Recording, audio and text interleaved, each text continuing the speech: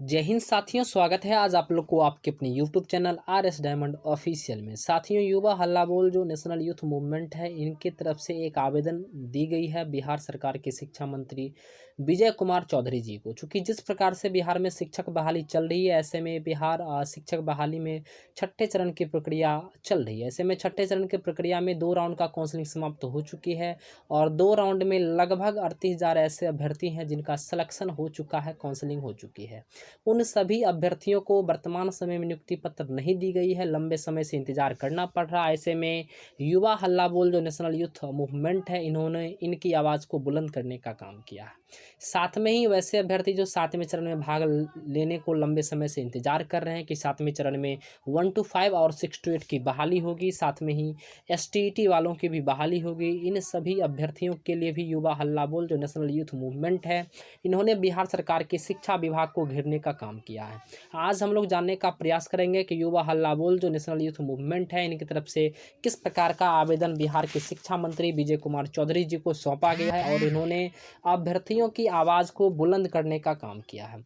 सभी बिंदुओं पर साथ ही हम लोग बात करेंगे, साथ में बात करेंगे कि किस प्रकार से जो है बिहार में शिक्षा व्यवस्था बनी हुई है, बिहार में कितने सारे वैकेंट पोस्ट है और इन सभी पोस्ट को कब तक भरा जाएगा, सभी बिंदुओं पर बात करेंगे। जो साथी चैनल पे नए हैं, चैनल को जरूर सब्सक्राइब कर ले, साथ ही बेल आइकन को जरूर प्रेस कर ले ताकि जो भी नोटिफिकेशन आए सबसे पहले आप तक पहुंच पाए।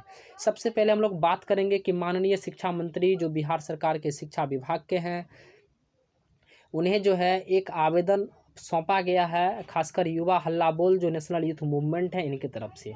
सबसे पहले हम लोग विषय के बारे में जानते हैं। यहाँ पे स्पष्ट रूप से लिखा हुआ है कि माननीय शिक्षा मंत्री बिहार सरकार विषय प्रदेश में शिक्षक भर्ती को युद्ध स्तर पर पूरा करने के संबंध में। चूँकि जिस प्रकार से जो है बिहार में शिक्षक भर्ती के लिए जो है बार बार अभ्यर्थी परेशान हैं, आंदोलन कर रहे हैं, ट्विटर अभियान कर रहे हैं, तब भी बिहार सरकार के शिक्षा विभाग और बिहार सरकार नीतीश कुमार इस पर जो है ध्यान नहीं दे रही है। ऐसे में अभ्यर्थियों में संशय की स्थिति बनी हुई है कि 7वें चरण की बहाली कब होगी और छठी चरण जो भी चल रहा है, छठी चरण की प्रक्रिया चल रही है, तो नियुक्ति पत्र कब तक प्रदान की जाएगी। ऐसे में दिनांक 22 नवंबर 2019 को बिहार विधानसभा में आपने सूचना दी थी। यहाँ पे स्पष्ट लिखा हुआ है कि शिक्षा मंत्री विजय कुमार चौधरी जी ने 22 नवंबर 2019 को बिहार विधानसभा में सूचना दी थी कि प्रदेश सरकार के अंतर्गत शिक्षकों के कुल स्वीकृत पदों में से 3,15,758 पद रिक्त पड़े हैं।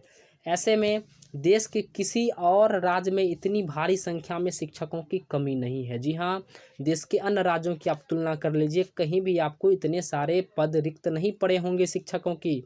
और बिहार की परवाह करने वाले हर व्यक्ति के लिए यह आंकड़ा विचलित कर देने वाला। जी हाँ, बिहार की जो भी खासकर बिहार प्रदेश के लिए इच्छुक अभ्यर्थी है, बिहार के नागरिक है, जो बिहार को उच्च स्तर से देखना चाहते हैं, बिहार को अच्छे लेवल पर ले जाना चाहते हैं, उनके लिए यह सही नहीं है। चूँकि जब तक बिहार में शिक्षा की स्थिति नहीं बदलेगी, शिक्षा का गुणवत्तापूर्ण शिक्षा नहीं होगा, तब तक संभव नहीं है कि बिहार की स्थिति को सुधार लाना। ऐसे में यह गंभीर परिस्थिति में से कोई भी सरकार युद्ध स्तर पर बहाली करवा कर रिक्त पदों को तुरंत भर्ती करती है, हम लोग के लिए बहुत अच्छा होता, बिहार प्रदेश के लिए अच्छा होता, लेकिन सरकार सोई हुई है।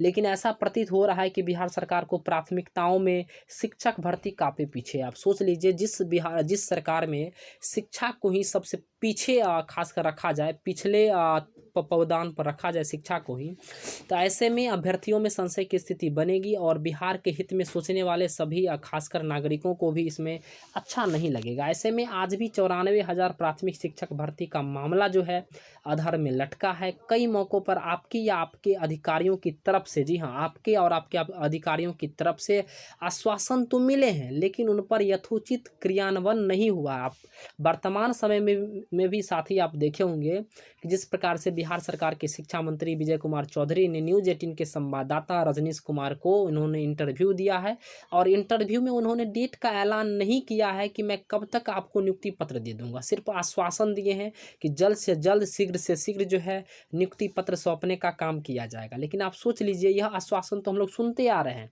बार बार यह आश्वासन सुनते सुनते हम लोग थक चुके हैं कि नियुक्ति पत्र कब तक प्रदान की जाएगी। ऐसे में इन पर विश्वास करना अब नामुमकिन हो गया है। अब अभ्यर्थियों को इस पर किसी प्रकार का विश्वास नहीं है।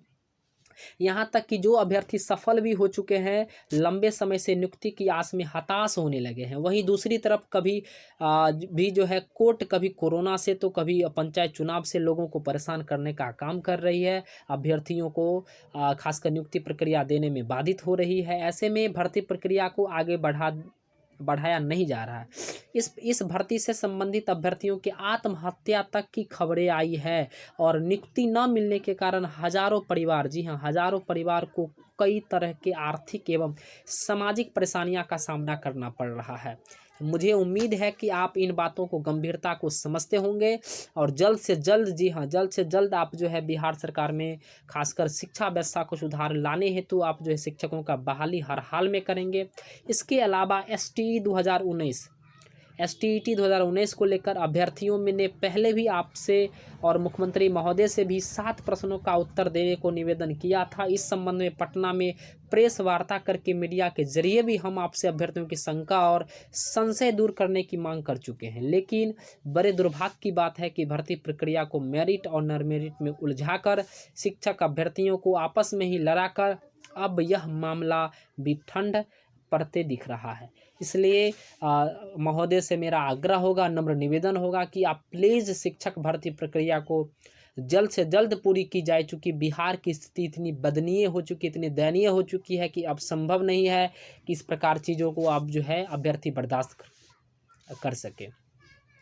इसी बीच अभ्यर्थियों ने सरकारी एजेंसियों के नाम पर फ़ोन के जरिए रिश्वत मांगे जाने की शिकायत भी की है, लेकिन हमें कोई सूचना नहीं है कि ऐसे किसी मामले में आपकी ओर से कोई कार्रवाई की गई हो और इन्हीं कारणों से 94,000 भर्ती की तरह एसटीईटी अभ्यर्थी भी निराश हो और हताश हो रहे हैं। एक बिहारी होने के नाते मुझे भी अपने प्रदेश के शिक्षित युवा को ऐसी स्थिति देखने पर चिंता करना लाजमी है। आज भी शायद नहीं चाहते होंगे कि बिहार का भविष्य वाले खासकर बनाने वाले युवाओं को खासकर जो है इस मानसिक प्रताड़ना और निराशा की दौर से गुजरना पड़ रहा। इसलिए नम्र निवेदन होगा बिहार सरकार के शिक्षा मंत्री, जल्द से जल्द आप जो है बिहार में शिक्षकों की बहाली कीजिए, शिक्षकों की भर्ती कीजिए और छठे चरण को जल्द से जल्द आप पूरी करके 7वें चरण में दिसंबर और जनवरी वाले अभ्यर्थियों को मौका दीजिए और साथ में जो भी अभ्यर्थी छठे चरण से वंचित रह चुके हैं उन्हें भी मौका दीजिए। आपसे विनम्र निवेदन है कि न सिर्फ इन बेरोजगार युवाओं या इनके परिवारों के लिए बल्कि बिहार की शिक्षा व्यवस्था और उज्जवल भविष्य के लिए सभी सफल शिक्षक अभ्यर्थियों को जल्द से जल्द नियुक्ति दें। आपको ज्ञात होगा कि युवा हल्ला बोल ने पहले दिन से ही शिक्षक भर्ती के मुद्दे को प्रदेश ही नहीं देश भर में पूरी ताकत के साथ उठाया है। उम्मीद है कि आप इस पत्र का संज्ञान अवश्य लेंगे और शिक्षक अभ्यर्थियों को फिर से आंदोलन करने को मजबूर नहीं करेंगे। इसी के साथ अनुपम राष्ट्रीय अध्यक्ष जो युवा हल्ला बोल के हैं उनके तरफ से इस प्रकार का बयान जो है दिया गया। साथियों, सबसे पहले मैं आप लोग को बताना चाहता हूं कि जिस प्रकार से जो है नियुक्ति पत्र के लिए अनिश्चितकालीन धरना जो अभ्यर्थियों के द्वारा दिया जा रहा और इसके बाद बिहार सरकार के शिक्षा मंत्री आते हैं और इस पर अपना बयान देते हैं कि जल्द से जल्द जो है नियुक्ति पत्र प्रदान कर दिया जाएगा। लेकिन खासकर आप सोच लीजिए अभ्यर्थीगण कि यह इस प्रकार का आज यह पहला दिन इस प्रकार का जो है यह बयान नहीं दे रहे। इनसे पहले भी वो कई बयान दे चुके हैं, लेकिन इनके बयान हर प्रकार से गलत साबित होता आ रहा है। यह सिर्फ गुमराह करना जानते हैं, अभ्यर्थियों को परेशान करना चाहते हैं। या बिहार की शिक्षा व्यवस्था को सुधारना नहीं चाहते। अगर सुधारना चाहते, बिहार शिक्षक बहाली अगर करनी होती तो जल्द से जल्द ये कर देते। इसलिए हम लोग को बैठना नहीं है, चुप नहीं बैठना है, शांत नहीं रहना। हम लोग अपने अधिकार के लिए, बिहार के भविष्य के लिए हर हाल में हम लोग एकजुट होकर के आंदोलन को अंजाम देंगे और 29 नवंबर वाले खासकर अनिश्चितकालीन जो धरना है इसे जो है पूर्ण रूप से पूर्ण एफर्ट लगाकर हम लोग इसको सफल बनाने का काम करेंगे। क्योंकि जब तक यह धरना प्रदर्शन, यह जो है आंदोलन सफल नहीं होगा, 7वें चरण का दरवाज़ा नहीं खुलेगा। अतः सभी अभ्यर्थियों से मेरा गुजारिश होगा, नम्र निवेदन होगा कि आप लोग जल्द से जल्द जो है 29 तारीख को हर हाल में कल आप पहुँचे और गर्दनी बाग में हम लोग एक लंबे खासकर लंबे समय तक के लिए हम लोग एक ठान करके जो है इस आंदोलन को आगाज़ करेंगे।